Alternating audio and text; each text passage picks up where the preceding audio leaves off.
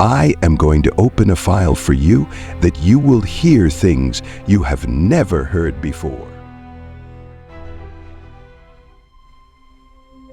We're dealing with a legend, Michael Gerard Tyson.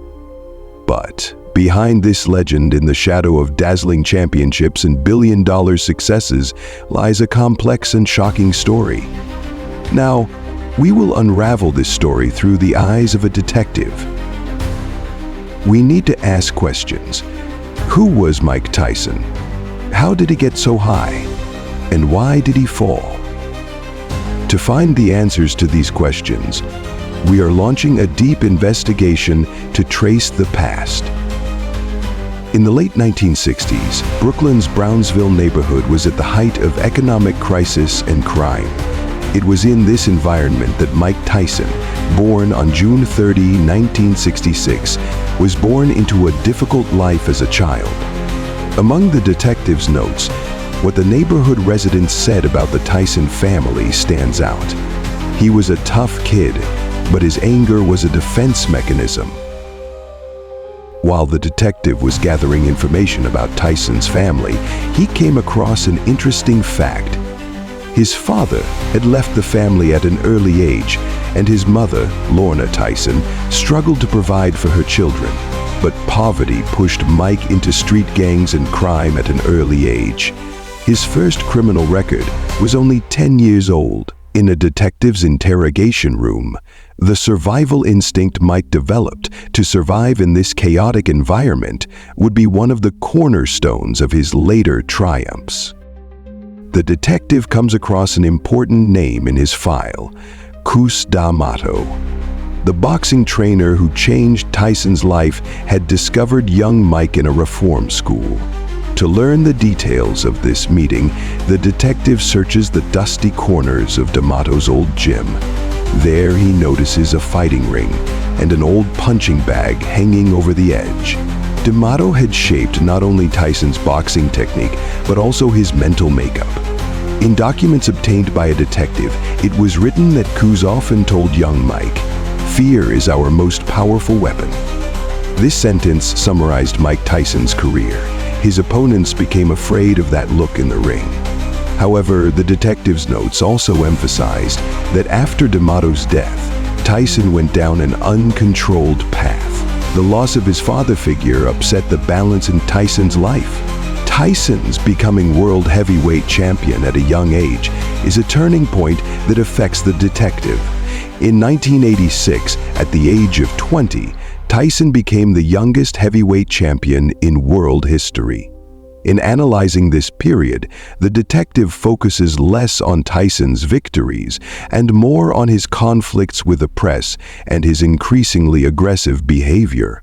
As Mike's fame grew, so did his personal life. The detective traces a series of scandals, quick marriages, divorces, aggressive behavior, and finally, an accusation of sexual assault. In July 1991, the accusation of sexual assault against Mike Tyson marked a major turning point in his career and personal life. The detective's investigation involves digging deep into both Tyson's defenses and the testimony of the accuser, Desiree Washington, as he tries to uncover the facts behind the incident. The detective begins with a statement given to the police by 19-year-old Desiree Washington. Washington was a contestant in the beauty pageant Miss Black America at the time and met Tyson at the event in Indianapolis. According to the accusation, Tyson invited Desiree to a hotel room and sexually assaulted her without her consent. After the incident, Washington immediately went to the hospital, where examination reports were presented as evidence in court. Tyson, however, denied the accusation from the start. In court records reviewed by the detective, Tyson's defense was as follows. There was sexual intercourse between us, but it was entirely consensual. Tyson's lawyers argued that Washington came to the hotel room voluntarily and that nothing happened without her consent. As the detective's investigation deepened, gray areas began to emerge. Washington's testimony was detailed and consistent. Post-incident hospital reports also supported the possibility that an assault had taken place. Tyson's aggressive demeanor in court and past anger management issues created a perception against him in the courtroom.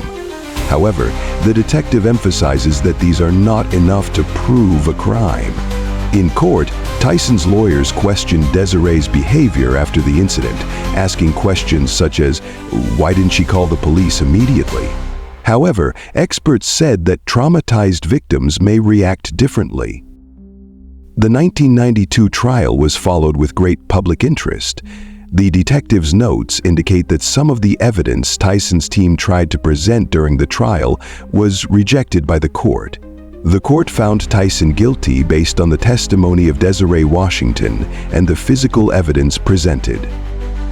Mike Tyson was sentenced to 6 years in prison, but was released on parole after 3 years. Here, the detective asks the following. In sexual assault cases, the decisions of the courts may not always represent absolute truth. In this case, however, the evidence was sufficient to convince the court. In interviews after his release, Tyson has often denied any wrongdoing. In his 2013 autobiography, he said, "I could never make peace with the accusation. I know I am innocent, but the court came to a different conclusion, and I had to live with it." The detective makes an analysis at this point. What was the truth? Were the stories of the two sides completely contradictory?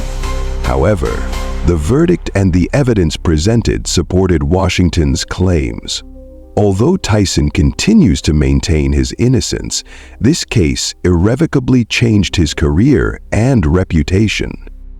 The detective admits that it is almost impossible to know the exact truth of this case. Sexual assault cases are usually based on an interpretation of an incident between two people. In this case, the court ruled in Washington's favor, and Tyson was sentenced as a result. But the verdict did not end the debate about Mike Tyson's innocence or guilt forever. The detective concludes this story by saying, "Mike Tyson's story is a powerful lesson in understanding the complexity of a human being. He is neither a complete hero nor an anti-hero. Tyson is a living legend, full of human weaknesses and strengths." Mike Tyson's life is a story of rise and fall, but such scandals are a reflection of his complex personality, his potential to be both a victim and a perpetrator. Tyson's story reveals the dark and light sides, not only of boxing, but also of human nature. What do you think? Do you think he is guilty or just innocent? Let's discuss this in the comments, please.